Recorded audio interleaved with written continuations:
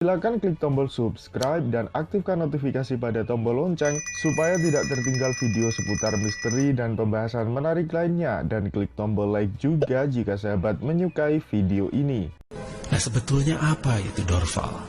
Dulu, bangsa Lemurian untuk menyeimbangkan tanah, untuk menyeimbangkan bumi, mereka memasang Dorval di berbagai macam tempat, terutama di gunung-gunung yang itu dicurigai atau ditenggarai bahwa gunung itu mudah sekali kolaps atau gunung itu mudah sekali meledak. Ya, kata lainnya gunung berapi. Atau di tempat-tempat yang mudah sekali terguncang. Misalnya dia memiliki kontur tanah yang labil, atau dia memiliki rongga-rongga bawah tanah yang banyak. Alat itu atau Dorval ini mereka mengeluarkan anomali, semacam anomali magnetik. Nah, mengapa alat itu mengeluarkan anomali? Dari mana unsur magnetiknya? Dari mana energi yang ada di dalam Dorval tersebut? Kemudian, ketika kita mengetahui ada sesuatu yang luar biasa di dalam Gunung Padang tersebut, apakah kita minimal bisa meniru teknologinya? Mengapa benda tersebut yang bulat itu, selain ada ruangan yang ada di dalam Gedung Padang itu, benda-benda bulat yang bernama Dorval ini, dia mengeluarkan energi. Dan ketika tertangkap oleh alat-alat ukur yang kita cobakan di sana, itu mengeluarkan cahaya. Cahaya tersebut sangat mirip sekali dengan Dragon Ball. Sangat mirip sekali dengan Dragon Ball. Sekarang mungkin kita harus biasakan dengan memberi nama benda itu adalah Dorval, karena memang nama benda itu adalah Dorval. Tapi kalau misalnya masih tetap ingin menyebut Dragon Ball, ya silahkan saja. Silahkan saja, tidak ada masalah. Nah, apakah yang ada di dalam Dorval tersebut? Ternyata dulu leluhur kita, kaum Lemurian, itu memberi sesuatu di dalam Dorval tersebut yang bernama glustonit. Glustonit itu terbuat dari sebuah benda yang dia itu mengeluarkan energi. Anda mungkin sudah mengenal uranium. Cuma glustonit ini lebih mendekati seperti thorium. Jadi ini lebih aman. Dan ini bisa didapatkan dan lebih mudah didapatkan daripada kita mencari dan mendapatkan uranium. Sebetulnya sekarang pun teknologi itu bisa kita buat, dan teknologi tersebut bisa saja menjadi jawaban untuk masalah krisis energi di mana saja. Kita bisa membuat reaktor rumahan dengan kita meniru glustonit ini.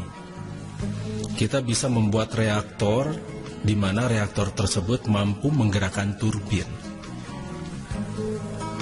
Ketika glustonit itu dicemplungkan ke dalam air, setelah dia bereaksi, maka dia akan memanaskan air. Air ini bisa terjadi penguapan, lalu uap tersebut bisa menggerakkan turbin.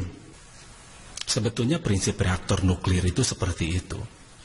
Hanya bedanya glustonit ini tidak ada radiasi gamma. Jadi glustonit ini amat sangat aman sekali. Dipegang pun tidak akan terjadi apapun. Tidak akan bikin orang menjadi nyala. Hanya ini harus berhati-hati, karena bagaimanapun juga yang namanya energi, kita akan berhadapan dengan kartel-kartel. Kita akan berhadapan dengan orang-orang yang sudah ingin menguasai, dan bahkan energi ini sudah dimanfaatkan kepada politik. Oleh sebab itu kita harus benar-benar berhati-hati. Jadi kita harus kuat dulu. Dan mungkin kita tidak akan bisa langsung mempromosikan ini pada seluruh masyarakat. paling kita akan gunakan untuk komunitas-komunitas yang kecil dulu.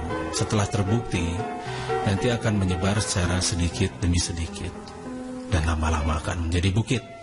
Amin. Kemudian, ketika kita melihat parabola yang ada di sana di Gedung Padang itu, sebetulnya untuk apa sih benda itu dibuat? Percayakah Anda bahwa sebetulnya perhitungan kalender galaksi itu berasal dari kita? Coba silahkan Anda lihat. Perbedaan wujud suku Mayan dengan bangsa kita, itu tidak ada bedanya. Orang-orang Brazil itu tidak ada bedanya dengan kita. Dan saya yakin mereka bermigrasi ke sana untuk melakukan sesuatu. Dan mengapa? Mungkin itu jawaban juga. Mengapa di Costa Rica itu banyak sekali batu-batuan yang bulat sempurna, yang umurnya sudah sangat tua. Bahkan ada yang mengatakan umurnya jutaan tahun. Nah, bagaimana itu bisa terjadi? Yang katanya masa lalu itu dihuni oleh manusia-manusia primitif. Tapi ternyata di planet bumi ini banyak sekali yang namanya out of place artifact. Jadi artefak-artefak yang sudah di luar tempatnya, dan itu dirahasiakan. Percayakah Anda bahwa ada sebuah kekuatan atau ada segelintir unsur yang merekayasa kita agar kita selalu berpikir bahwa masa lalu itu primitif? Bagaimana cara agar manusia itu bisa dikendalikan? Dan bagaimana cara agar kartel-kartel itu masih bisa tetap hidup dan kuat dan menguasai dunia? Bagaimana otak kita itu diberangus dan otak kita itu dibatasi oleh berbagai macam pengetahuan-pengetahuan yang sebetulnya tidak akan terpakai?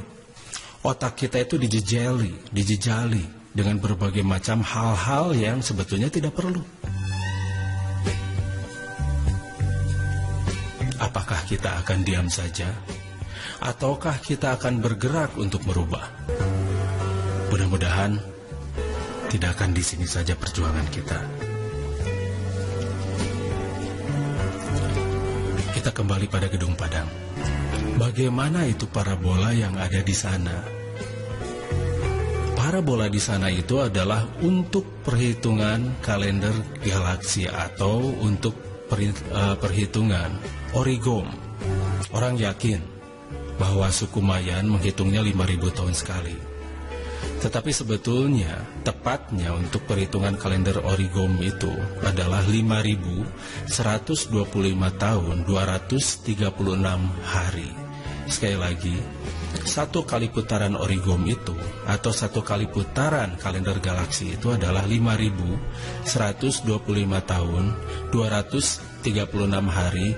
Itu untuk origom yang sekarang, karena galaksi itu memuai, dan itu juga dihitung berdasarkan perhitungan planet bumi. Berbeda dengan perhitungan planet lain, karena siang dan malamnya juga berbeda. Perhitungan kalender ini berdasarkan sebuah bintang yang ada di ujung Lagrange. Lagrange itu adalah galaksi Bima Sakti, galaksi di mana tata surya kita ini berada dan di mana kita tinggal. Dulu Lemurian, kaum Lemurian menyebut galaksi kita itu sebagai Lagrange, galaksi Lagrange. Dan planet bumi ini disebut dengan Ardgruma. Untuk origom yang sekarang itu 5.125 tahun 236 hari. Itu pun kalau tidak memuai. Jadi inilah para leluhur kita. Mengapa hal-hal yang hebat seperti ini itu ditutup-tutupi? Dan ternyata jawabannya agar kita selalu menjadi tertinggal dan agar kita itu bisa dan mudah dikendalikan, dan agar tetap dunia dikuasai oleh beberapa gelintir kelompok. Nah, pertanyaannya, kelompok mana ini? Apa itu yang namanya Illuminati? Apa itu yang namanya Freemason? Apa itu sebetulnya lambang Eye of Horus? The Eye of Horus. Percayakah Anda bahwa lambang The Eye of Horus itu bukan dari luar? Sebetulnya lambang The Eye of Horus itu berasal dari kita juga. Karena itu sebuah lambang yang sebetulnya artinya baik. Satu pemerintahan untuk memakmurkan umatnya, untuk memakmurkan rakyatnya. Tapi sekarang karena dikuasai orang-orang yang menurut kita itu tidak bisa dibenarkan tindakannya, akhirnya kita menjadi antipati pada lambang-lambang seperti piramida yang bermata itu, atau lambang Illuminati. Pada pengertian Illuminati sendiri itu adalah pencerahan, orang-orang yang mendapatkan pencerahan. Tetapi sekarang karena dikuasai oleh orang yang bertindak tidak baik dan benar, akhirnya seluruh dunia, bahkan sampai anak-anak kecil pun sudah dijejali bahwa itu jahat katanya. Nah, jadi jangan sampai kita tidak mengetahui latar belakang dari segala sesuatu yang kita voniskan itu. Di sini pentingnya berpikir, di sini pentingnya penelusuran, dan di sini pentingnya yang namanya menggunakan akal kita. Bahkan jangan sampai akal yang diberikan oleh Sang Maha Pencipta ini menjadi mubazir begitu saja. Sayang, karena kita punya fasilitas dan kita punya kemampuan untuk membongkar itu semua. Jangan mau kita dikendalikan oleh sebuah kekuatan yang sudah terbukti sekarang tidak memajukan kita. Mengapa kita masih mempertahankan cara-cara yang justru membuat umat ini menjadi mundur? Mengapa mau-maunya saja otak kita itu dijejali oleh berbagai macam ilmu yang justru nanti tidak terpakai? Padahal salah satu contoh yang ada di gedung Padang itu sudah jelas. Itu adalah sebuah peninggalan yang luar biasa bagi mereka yang berpikir. Tetapi bagi mereka yang lebih suka mistis, mungkin mereka akan menerjemahkannya dari segi mistis, dan itu pun tidak pernah bisa kita salahkan. Karena mungkin latar belakang pendidikan mereka hanya sampai sejauh itu. Dan kita juga harus bisa memahami dan mengerti mengapa mereka masih melakukan hal semacam begitu. Dan lalu mereka melakukan ritual di sana tanpa mereka mengerti spiritualnya. Itu pun betul-betul sedikit memprihatinkanlah. Nah, tugas kita lah agar masyarakat mengetahui yang sebenarnya itu seperti apa. Tim terpadu riset mandiri sudah melakukan pengeboran sedikit untuk melihat dan mengkaji ada apa di dalam tanah. Dan ternyata di dalam tanahnya itu didapat sebuah pasir yang sangat halus, pasir ayak yang sangat halus.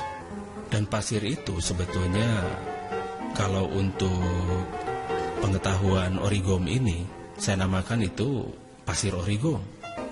Dan di sana juga ada mata air di kaki, bukan di kaki ya, tapi di leher.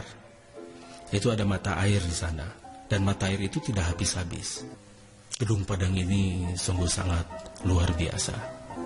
Silahkan Anda datang ke sana, dan kemudian lihat HP Anda. Itu HP Anda pasti full bar, sinyal Anda pasti sangat kuat. Memang di beberapa tempat, di tempat-tempat yang ada Dorval, itu mereka memang memiliki daya penguat elektromagnetik yang sangat luar biasa. Mengapa di gedung tersebut salah satu batunya ada guratan-guratan yang sama persis dengan sebuah pesawat ruang angkasa yang ditemukan di bulan.